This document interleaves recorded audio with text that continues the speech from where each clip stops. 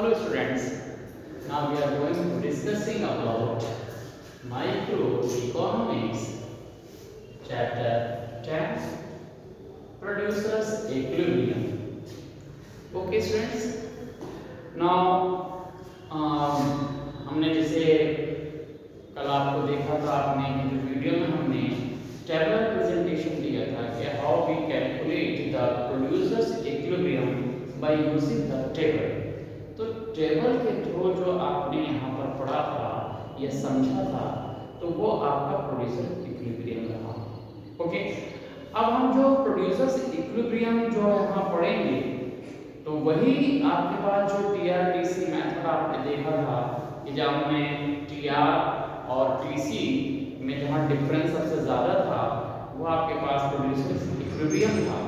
तो वही जो आपके पास मेथड है तो पहले में आपने यहाँ उसे जो डायग्रामेटिक आपके पास रिप्रेजेंटेशन है हम उसको यहाँ देखेंगे और फिर उसके बाद हम जो प्रोड्यूसर्स इक्विलिब्रियम है दूसरा मेथड है सेकंड मेथड जिसे हम मार्जिनल कॉस्ट और मार्जिनल रेवेन्यू मेथड बोलते हैं, हम उसके बारे में भी डिस्कस करेंगे। ओके, तो पहला जो हमारे पास है ये हमारे पास मेथड कौन सा रहता है, इसे हम बोल देते हैं टीआर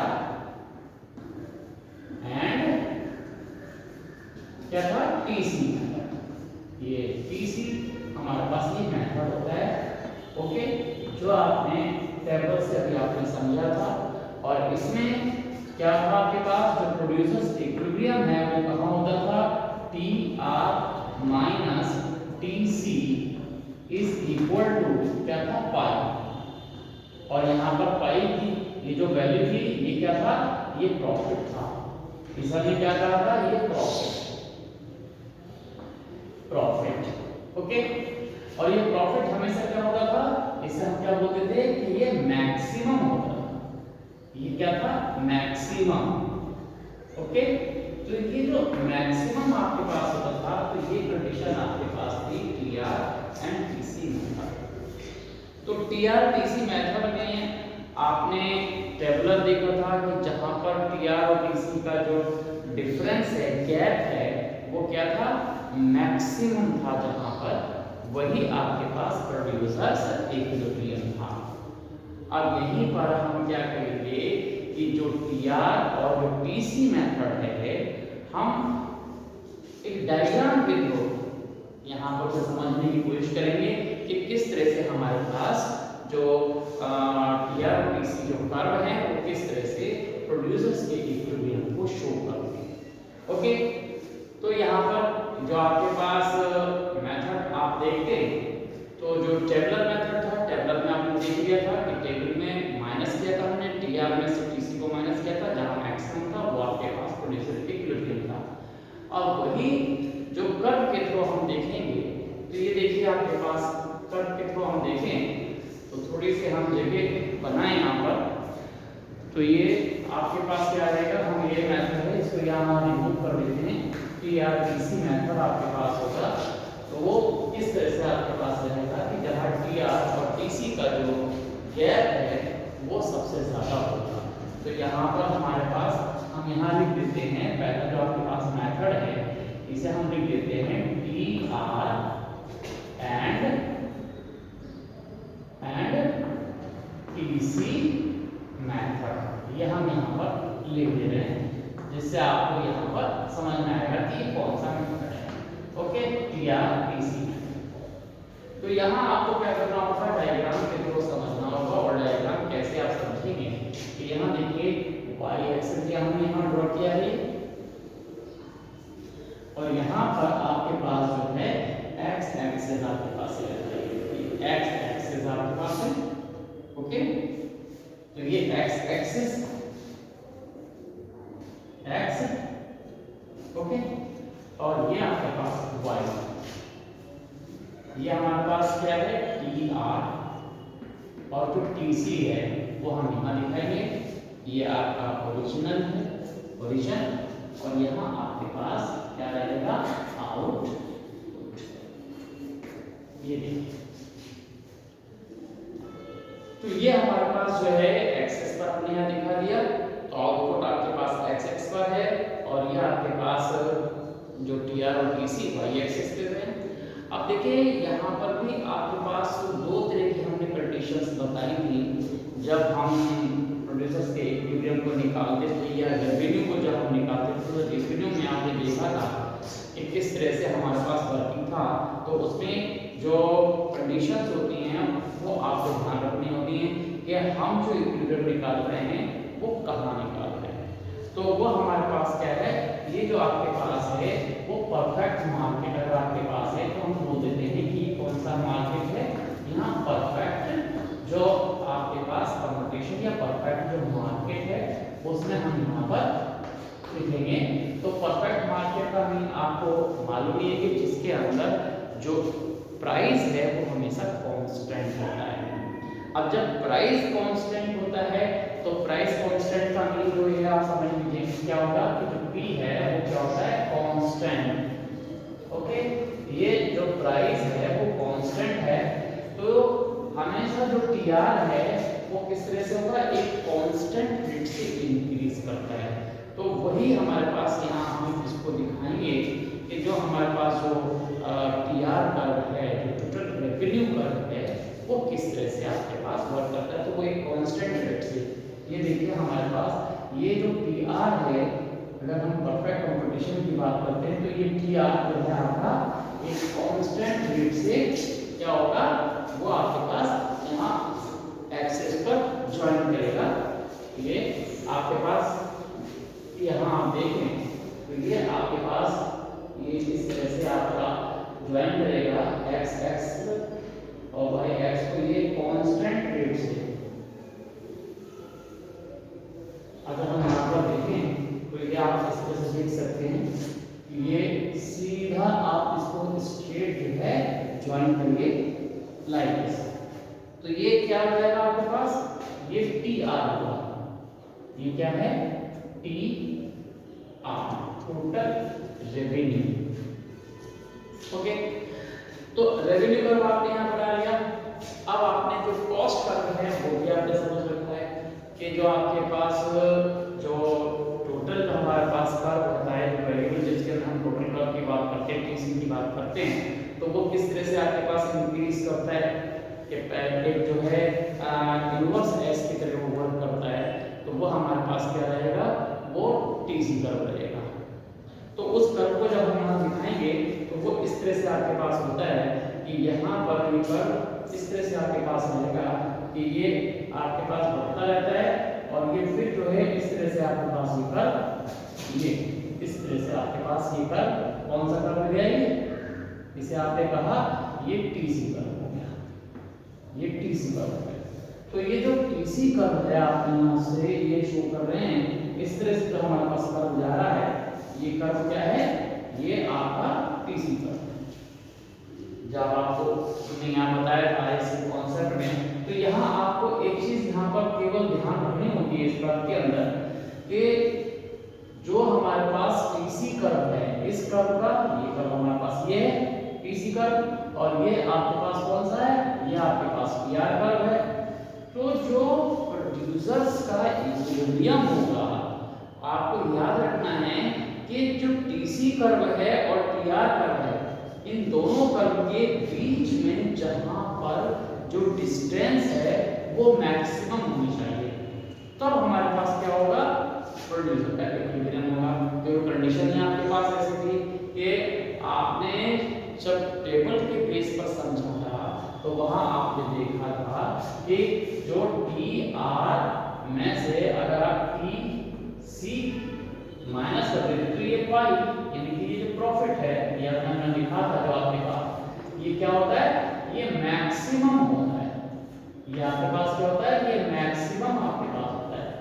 तो ये जो मैक्सिमम जहां होगा वहीं पर जो हमारे पास कंडीशंस होती हैं वो हमारे पास क्या होगी, वो इक्विलिब्रियम की कंडीशंस हो जाती है। जो हमारे पास प्रोड्यूसर्स का जो इक्विलिब्रियम होगा वो कहां होगा, जहां पर टीसी टीआर कर दिए और टीसी कर दिए, इन दोनों का जहां पर डिफरेंस सबसे ज्यादा होगा वही आपके पास क्या है, प्रोड्यूसर्स का इक्विलिब्रियम है। अब हम यहाँ करते हैं, देखिए आपके पास एक पॉइंट ये इनिशियल पॉइंट है, यह है, और एक ये आपके पास, ये दो जगह हमारे पास दोनों इंटरसेक्ट कर रहे हैं।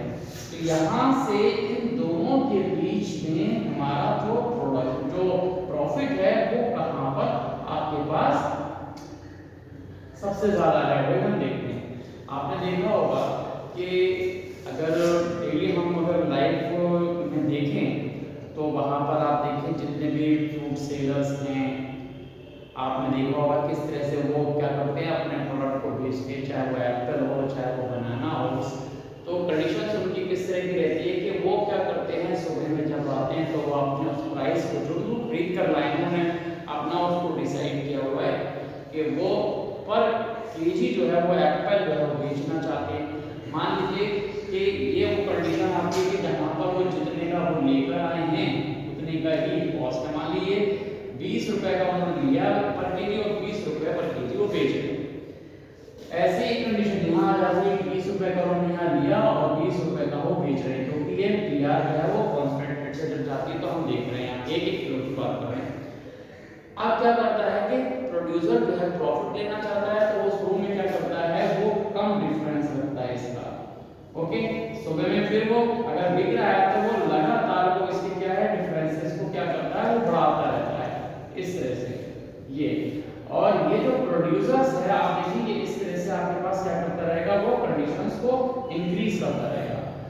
अब यहाँ जो आपको कंडीशन दिख रही है वो आपको कैसे दिख रही है, आप यहाँ समझ रहे हैं कंडीशंस किस तरह से आ रही है आपके पास, कि यहाँ से यहाँ तक जो है वो प्रॉफिट के जो मार्जिन को बढ़ा रहा है। तो ये जो प्रॉफिट है उसका ये बढ़ रहा है, यहाँ पर हो सकता है कि उसमें 5 रुपए का प्रॉफिट हो या 10 या 15 20 इस तरह के।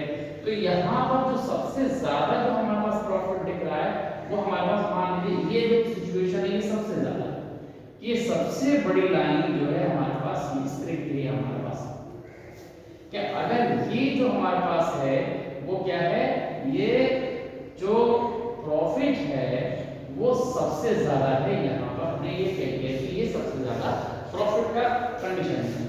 अब देखिए प्रोड्यूसर को क्या चाहेगा कि कम से कम वो यहाँ पर बना है, ये देखिए कि वो दोपहर में आता है, यहाँ पर उसका जो प्रॉफिट है मान लीजिए वो यहाँ उसने 10 रुपए 20 रुपए, यहाँ पर 30 रुपए का मान लीजिए बेचा, यानी प्रॉफिट 10 रुपए का लिए 20 रुपए का उसका बराबर हिसाब था। तो यहाँ पर उसने वो 30 रुपए का बेचा, फिर 32 रुपए का, फिर 40 रुपए का, इस तरह से बेचना शुरू किया। तो यहाँ जो प्रॉफिट का मार्जिन था यहाँ 5 रुपए 10 रुपए, यहाँ पर जो आकर उसका जो मार्जिन है वो करीब करीब 40 रुपए का हो गया। मतलब यहाँ पर उसने जो 20 का था, यहाँ पर उसने क्या किया कि उस एप्पल को क्या किया, 60 रुपए का बेच दिया। वो 60 रुपए एप्पल जो है वो आपका 60 रुपए किलो बेच दिया। तो अभी क्या है, इससे पहले उसने क्या किया था कि यहाँ से 20 से बढ़ाकर 30 32 34 40 45 42 50 55 फिर 60 का बेचा, तो 60 का बिक रहा है। तो दोपहर तक आपके पास ये 60 का जो है वो ये बिका। ये जो कंडीशन हमारे पास आ रही है यहाँ पर ये 60 का उसका ये बिका, ये कंडीशन जो आप देखते हैं। तो यहाँ जो बिका तो इसका मीन क्या हो गया कि ये जो हमारे पास ये देखें कि इन दोनों की जो लाइन है, इन दोनों के बीच की डिफरेंस में ये सबसे ज्यादा ही है, यहाँ पर 60 रुपए किलो बेच रहा है तो 40 का फायदा हो रहा है। अब वो तो ये चाहेगा कि वो केवल इसी कंडीशन पर रहे, लेकिन होता क्या है कि वो 40 रुपए के हिसाब से प्रॉफिट ले रहा है, तो यहाँ पर वो थोड़ी देर बेच रहा है तो उसे लग रहा है कि उसका जो एप्पल है वो नहीं बिका, तो क्या वो शाम तक वो 60 रुपए किलो पर ही रहेगा? ऐसा वो नहीं करता। फिर ऐसा नहीं करता कि वो आगे के जो प्रॉफिट है उसको नहीं लेता, वो क्या करेगा कि वो 50 की जगह वो 60 रुपए की जगह वो हो सकता है यहाँ पर वो 55 रुपए किलो, फिर 40 रुपए किलो, इस तरह से वो बेचता रहता है। तो कहने का मीन ये है, और शाम तक आप देखिए वो यहाँ पर जो है वो 30 रुपए किलो बेच देता है, कभी कभी वो 20 का 20 में बेच देता है, क्योंकि उससे पहले उसने प्रॉफिट को गेन कर लिया है।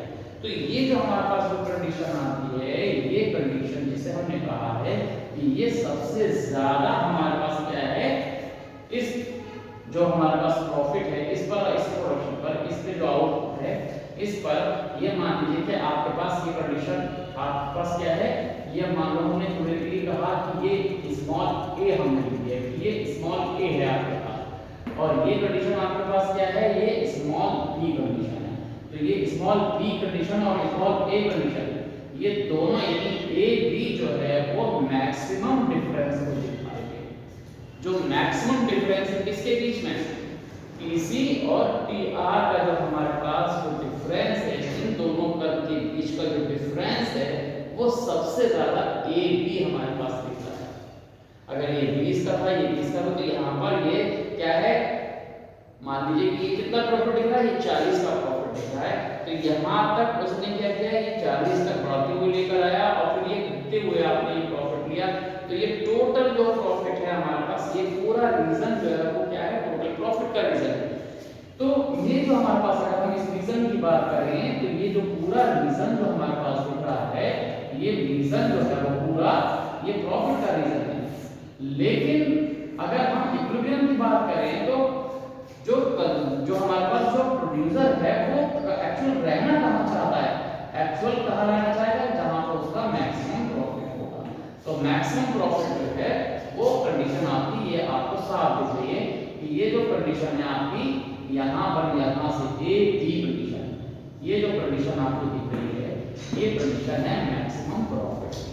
तो इसे आपने कहा कि ये जो मैक्सिमम प्रॉफिट की कंडीशन है, ओके। तो मैक्सिमम प्रॉफिट की जो कंडीशन है, इसी कंडीशन पर एक जो प्रोड्यूसर्स है वो यहाँ रहना चाहता है। तो इसीलिए हमारे पास इस प्रोडक्शन को हमने क्या कह दिया, ये मान लीजिए कि हमने इसे कोई भी नाम दे दिया, ये Q प्रोडक्शन का। तो इस प्रोडक्शन पर जो क्या है, जो प्रोड्यूसर्स है वो क्या है, उसका इक्विलिब्रियम यहाँ पर होगा। ये जो प्रोड्यूसर है, इस तरह से हम यहाँ कह सकते हैं, ये प्रोड्यूसर क्या है, यहाँ पर प्रोड्यूसर्स यहाँ पर ये इक्विलिब्रियम आपको दिखाई देता है। तो ये जो हमने कहा कि ये प्रोड्यूसर्स का इक्विलिब्रियम कंडीशन ये आ गई। तो इस कंडीशन को आपने यहाँ पर दिखा दिया कि किस तरह से आपके पास रहा। ओके, तो ये हमारे पास जो कंडीशंस होती हैं हम उसको बोल देते हैं कि ये कंडीशन प्रॉफिट को दिखा रही है। कैसे प्रॉफिट को, अगर हम यहाँ से दिखाना भी चाहें तो एक कंडीशन हम यहाँ दिखा सकते हैं इस प्रॉफिट पे। तो इसके लिए आपको क्या करना पड़ेगा कि एक जो अलग से कर्व है, जो प्रॉफिट कर्व है, वो आपको ड्रॉ करना होता है। तो प्रॉफिट कर्व जो है वो इसके नीचे से ड्रॉ होगा। तो प्रॉफिट कहाँ उसका मैक्सिमम है, तो वो दिखाई देगा कि ये जो कंडीशन है मैक्सिमम यहाँ पर आपको दिखाई देगी। तो उसके लिए आपको क्या करना पड़ेगा कि एक ये आपने देख रहे ना, ये जो हमारे पास ये पॉइंट, ये जो लाइन ड्रॉ कर रहे हैं हम, इस लाइन को आपको क्या करना पड़ेगा, परपेंडिकुलर ड्रॉ करना पड़ेगा।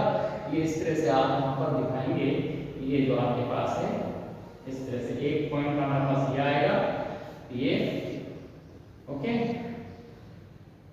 ये हमारे पास क्या है, एक लाइन हमारे पास यहाँ आ जाएगी मैक्सिमम प्रॉफिट के लिए, और एक लाइन हमारे पास ये आ जाएगी।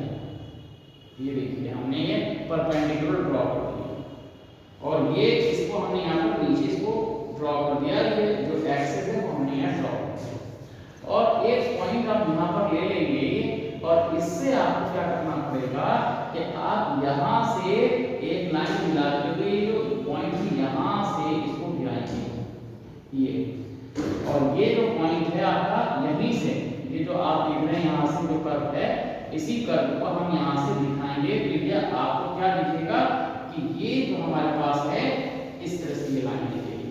तो अगर हम यहाँ पर ये जो लाइन देख रहे हैं ये मैक्सिमम प्रॉफिट की लाइन है। ये जो प्रॉफिट है इसको हम बोल देते हैं पाई, ये आपके पास है पाई। तो यहाँ पर अगर आप देख रहे हैं तो देखने में आपको क्या दिख रहा है कि जो सबसे ज्यादा जो हमारे पास प्रॉफिट है वो प्रॉफिट का ये पॉइंट आपके पास प्रॉफिट है। अगर इसे आप नेम कह देते हैं तो यहाँ से भी आप इसको दिखा देंगे कि ये जो प्रॉफिट का पॉइंट है इसको आपने यहाँ पर दे दिया, कोई नाम दे दिया, इसे चाहो तो आप पी नाम दे दीजिए। तो ये जो पी क्यू है ये भी आपके पास मैक्सिमम प्रॉफिट को दिखा रहा है। अगर हम अलग से एक कर्व दिखाएंगे तो वो कर्व इस तरह से आपको यहाँ दिखेगा। ओके, तो ये हमारे पास क्या हो गया, ये प्रोड्यूसर्स का इक्विलिब्रियम हो गया। इस मेथड से टीसी एंड टीआर मेथड जो है हमारे पास ये आपके पास है। ये जो हमारे पास मेथड है T R and T C method, तो कर के थ्रू आपने ये समझ लिया कि ये हमारे पास इस तरह से डिस्क्राइब किया जाएगा। ओके, तो हमें क्या करना है, ये परफेक्ट कंपटीशन में ही आना शुरू करना है। हालांकि ये फिर आपका इम्परफेक्ट कंपटीशन में भी आता है, तो वो लेकिन हमारे पास क्या है, हम उसे सिलेबस में नहीं रखेंगे, ना वो सिलेबस में नहीं है, लेकिन फिर भी आप ये समझ लीजिए कि इसे आप अच्छी तरह से समझ लें कि जब भी परफेक्ट मार्केट होता है उसमें जो पीआर है वो कांस्टेंट रेट से आपके पास दिखता है। ओके, और जब लोअरिंग कंडीशन होती है तो ये पीआर जो कितनी कंडीशन से आपको दिखता है तो वो आपके पास अलग कंडीशन आती है। ओके, लेकिन हमें जो प्रोड्यूसर्स का इक्विलिब्रियम है वो यहाँ पर ऐसे ही समझना था। तो प्रोड्यूसर्स का इक्विलिब्रियम डायग्राम से आपको अच्छी तरह से समझना और ये आपको इस तरह से दिखाना पड़ेगा। तो AB जो है वो मैक्सिमम है, तो प्रोडक्शन जो है वो OQ पर जो है प्रोड्यूसर जो है इक्विलिब्रियम आपका। तो ये मैटर आपको समझ में आ गया। इसे न्यूमेरिकल से भी आपने समझ लिया था। अब कभी-कभी जो है न्यूमेरिकल अलग तरह से दिया हो सकता है कि वो चेंज हो। ओके, लेकिन करना ऐसे ही होता है आपको कि टीआर और टीसी को हम यहाँ कैलकुलेट करते हैं और फिर उसको क्या करेंगे, जहां पर भी मैक्सिमम होगा उसे आप निकालेंगे। तो ये आपको समझ में आ गया। अब इसके बाद जो हमारे पास रहता है वो अगला जो आपके पास मेथड आएगा, उस मेथड को हम बोलेंगे मार्जिनल रेवेन्यू और मार्जिनल कॉस्ट। ये जो दूसरा मेथड हमारे पास आएगा प्रोड्यूसर्स के जो इक्विलिब्रियम था उसे हम कहेंगे, कौन सा मेथड है, marginal cost and marginal revenue. तो मार्जिनल कॉस्ट और मार्जिनल रेवेन्यू मेथड जो है उसे आप पहले एक टेबल से समझेंगे और फिर उसे आप एक कर्व के थ्रू समझने की कोशिश करेंगे। तो वही आपको यहाँ पर समझना है। अगर हम जो पहला मेथड आपको समझ में आ गया था, अब जो दूसरा मेथड है वो आपको कौन सा मेथड है, marginal cost MC and marginal revenue MR method. ये आपके पास एक दूसरा आपके पास ये मेथड आता है। इस मेथड को समझिए।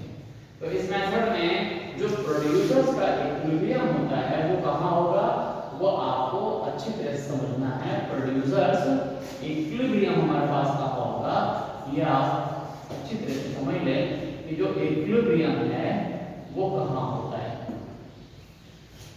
ओके, तो इक्विलिब्रियम कहाँ होगा, प्रोड्यूसर्स का इक्विलिब्रियम कहाँ होगा, ये आपको यहाँ पर देखना है।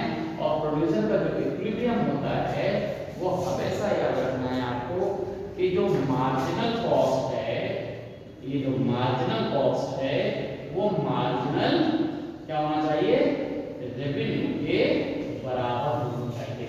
ये पहली कंडीशन आपके पास रहती है। ओके, तो ये हम क्या करेंगे, ये हम बात करेंगे जब हम बात कर रहे हैं इसके अंदर जो टेबल के अंदर है।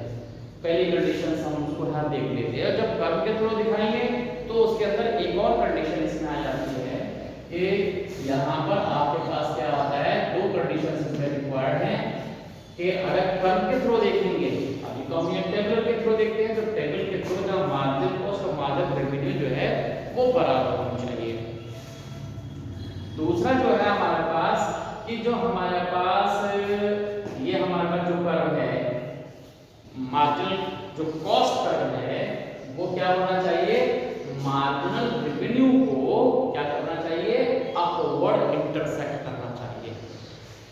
दो तरह से आपके पास है, मान लीजिए कि ये कर्व, ये लाइन आपके पास है, ये MR की लाइन।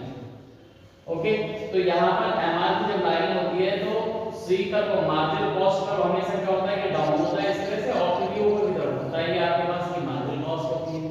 तो यहाँ जब कॉस्ट होती है तो यहाँ पर एक कंडीशन आती है, वो ये आती है कि जो मार्जिनल कॉस्ट कर्व है इस मार्जिनल रेवेन्यू को वो अपवर्ड यानी कि ऊपर उठते हुए समय काटना चाहिए, इंटरसेक्ट कब करना चाहिए, अपवर्ड इंटरसेक्ट होना चाहिए।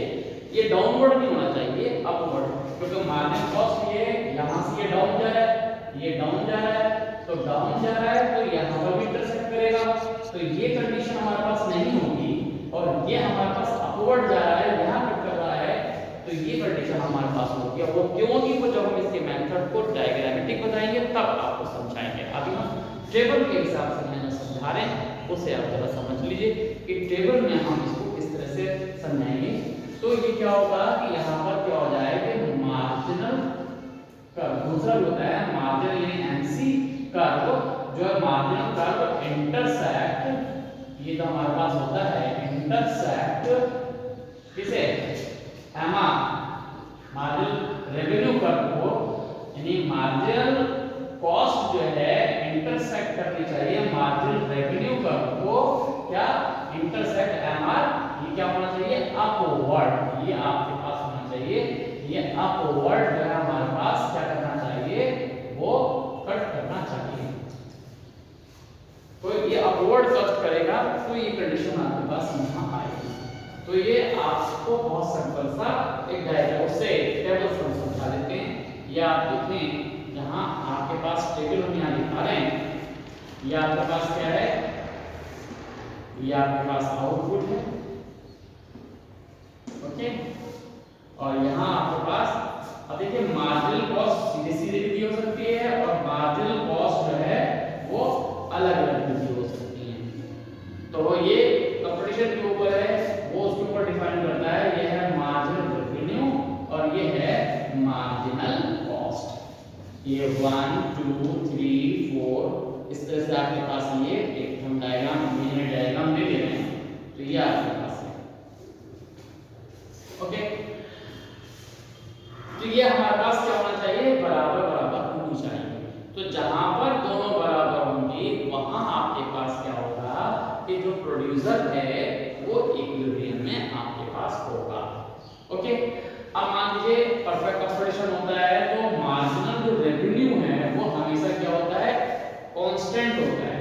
तो मान लीजिए कि यहाँ पर ये 20 आपके पास है, 20 है, ये 20 है, यहाँ पर भी 20 है और यहाँ पर भी 20 है।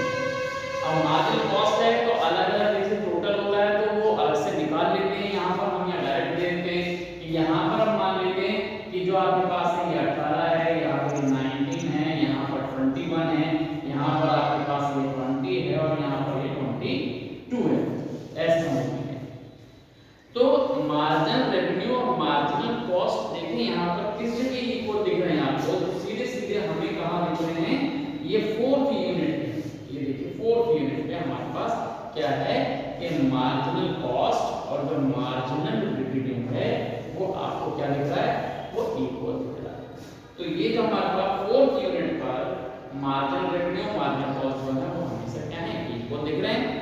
तो यहाँ पर प्रोड्यूसर जो होगा वो इक्विलिब्रियम में होगा, ओके। तो ये आपके पास आ जाएगी कंडीशन, क्या होगा यहाँ पर जो प्रोड्यूसर है वो यहाँ पर प्रोड्यूसर्स इक्विलिब्रियम, ये शॉर्टकट में हम लिख देते हैं कि प्रोड्यूसर्स जो है वो यहाँ पर इक्विलिब्रियम में दिखाई देगा। तो प्रोड्यूसर का इक्विलिब्रियम जो है वो इस पॉइंट पर आपके पास दिखाई देता है कि ये जो 4th यूनिट है, इस 4th यूनिट प्रोड्यूसर्स का इक्विलिब्रियम। तो ये हमने मार्जिनल कॉस्ट और मार्जिनल रेवेन्यू यहाँ डायरेक्ट दिए थे तब आपको बता दिया, अगर नहीं दिए होते हैं तो हमें मार्जिनल कॉस्ट निकालनी पड़ती है और मार्जिनल रेवेन्यू भी निकालना पड़ता है, क्योंकि जब पीआर और जो टीसी आपके पास दिया होगा तो फिर हम उसके अंदर कैलकुलेट कर लेते हैं। तो जब कैलकुलेट कर लेते हैं तो हमें कंपेयर किसको करना होगा, मार्जिनल रेवेन्यू और मार्जिनल कॉस्ट को ही कंपेयर करना होगा, जिससे आपके पास क्या होता है कि आपको समझ आ जाएगा कि जो दोनों जहां इक्वल आएंगे वही आपके पास कंडीशन होगी इसकी इक्विलिब्रियम की। तो यह आपको टेबलर ये समझ में आ गया, ओके। अब इसका जो ग्राफिकल या जो डायग्रामेटिक आपके पास जो प्रेजेंटेशन में जो इक्विलिब्रियम कैसे हम शो करेंगे, कैसे वो प्रोड्यूसर को